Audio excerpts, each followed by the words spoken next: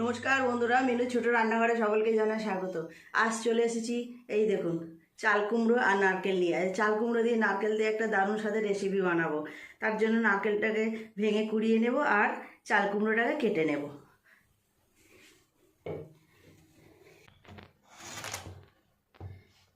চাল কুমড়োটা একদম কচি টাটকা, এগুলো খেতে বেশ ভালো লাগে। চিংড়ি দিয়ে করুন, নিরামিষভাবে করুন, নারকেল দিয়ে করুন, যেভাবেই করুন খেতে কিন্তু খুব সুন্দর লাগে।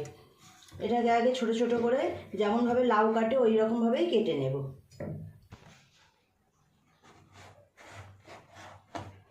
চাল কুমড়ো খেতে কিন্তু খুব ভালো লাগে, অনেক রকমভাবে রান্নাও করা যায়। আজ তো আমি এইভাবে করছি, নারকেল দিয়ে এইভাবে যেমন লাউ কাটে ওই রকমভাবেই কেটে নেবো, এরকম সরু সরু করে এইরকমভাবে কাটবো। অল্প একটু আলুও দেব, খুব অল্প।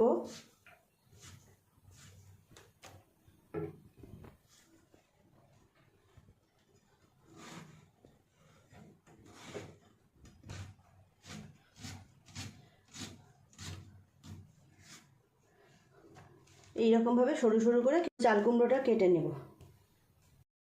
চাল কুমড়োটা সবটা কেটে ধুয়ে পরিষ্কার করে নিয়েছি। অল্প একটা ছোট আলুও দিয়েছি আমি এর সাথে, কেটে নিয়েছি। আর নারকেলটা হাফটা কুড়িয়ে নিয়েছি, হাফটা আছে, হাফটাকে এইভাবে কুড়িয়ে নিয়েছি। রান্নাটা শুরু করে দিই। কড়াই গরম হয়ে গেছে, দিয়ে দেব তেল।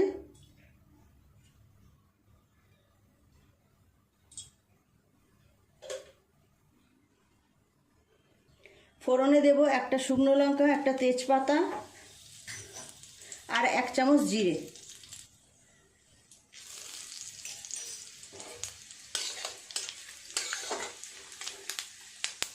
চাল কুমড়ো থেকে খুব জল বের হয়, সেই জন্য ধুয়ে আগে চুবড়িতে জলটা ঝরাতে দিয়ে দিয়েছি।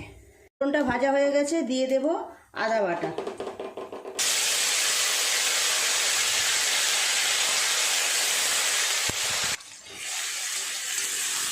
আদাটা একটু নেড়ে চেড়ে নিয়ে এর উপরে সমস্ত মশলা দিয়ে দেবো। জিরের গুঁড়ো 1 চামচ, লঙ্কা গুঁড়ো দেবো 1 চামচের একটু কম, দিয়ে দেবো হলুদ গুঁড়ো 1 চামচ। সব মশলাগুলো খুব ভালো করে একটু নেড়ে চেড়ে কষিয়ে নেব।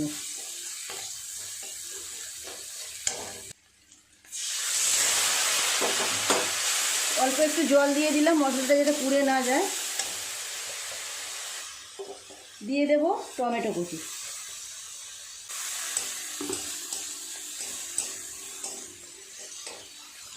অল্প একটু ধনের গুঁড়ো দিলাম, 1/2 চামচ মতো। মশলাটা একটু সময় নিয়ে ভালো করে কষিয়ে নেব।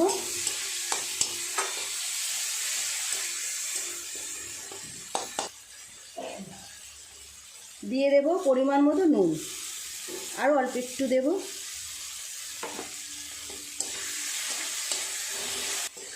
সমস্ত মশলা খুব ভালোভাবে কষিয়ে নিয়েছি, টমেটোটাও অনেকটা গলে গেছে।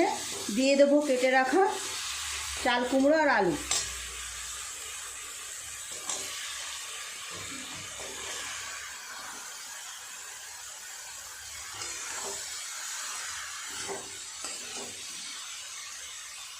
সমস্ত মশলার সাথে চাল কুমড়ো আলু একটু সময় নিয়ে ভালো করে নেড়ে চেড়ে কষিয়ে নেবে।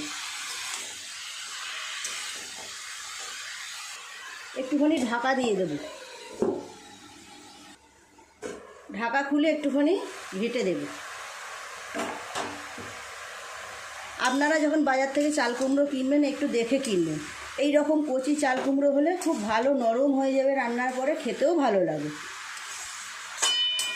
কেকের মধ্যে, মিষ্টির মধ্যে অনেক সময় দেখবেন সাদা সাদা কিশমিশের মতো একরকম জিনিস দেওয়া থাকে, সেটা কিন্তু এই চাল কুমড়ো থেকেই তৈরি হয়।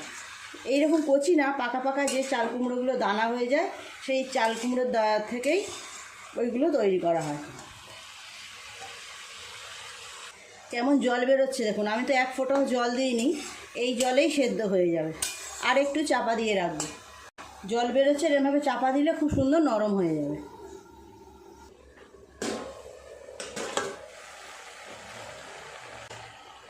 কত জল বেরিয়ে গেছে,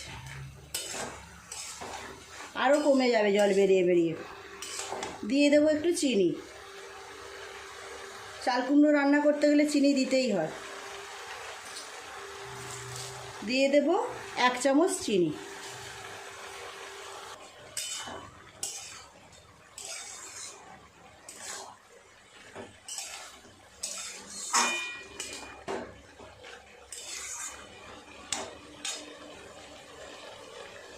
আদা বেটেছিলাম, এই জারটা ধুয়ে খুব অল্প একটু 1/2 কাপ মতো জল দিয়ে দিলাম।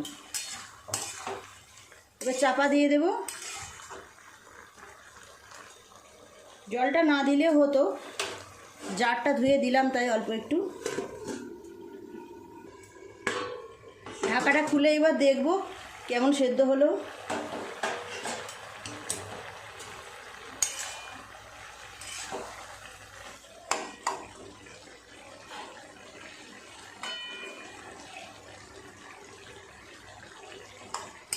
আর একটু বাকি আছে, অল্প একটু আরও একটু সেদ্ধ হবে।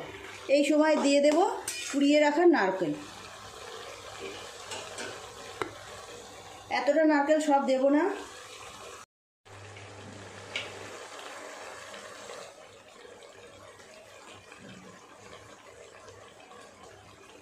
আরও কিছুটা দিলাম।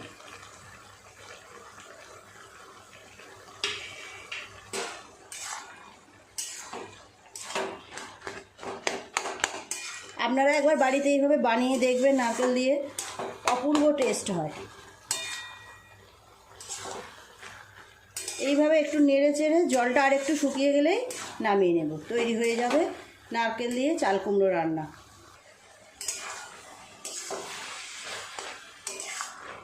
আরও অল্প অল্প রস আছে, এই রসটুকু শুকনো হয়ে গেলেই নামিয়ে নেব। এইভাবে একটু ভালোভাবে ঘেঁটে ঘেঁটে দিতে হবে।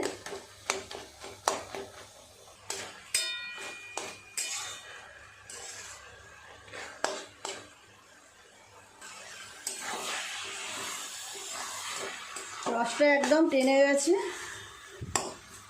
আলু চাল কুমড়ো সব ভালোভাবে সেদ্ধ হয়ে গেছে।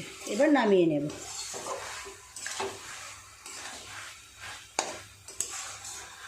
অপূর্ব স্বাদ হয় এইভাবে রান্না করলে। নামিয়ে নেব।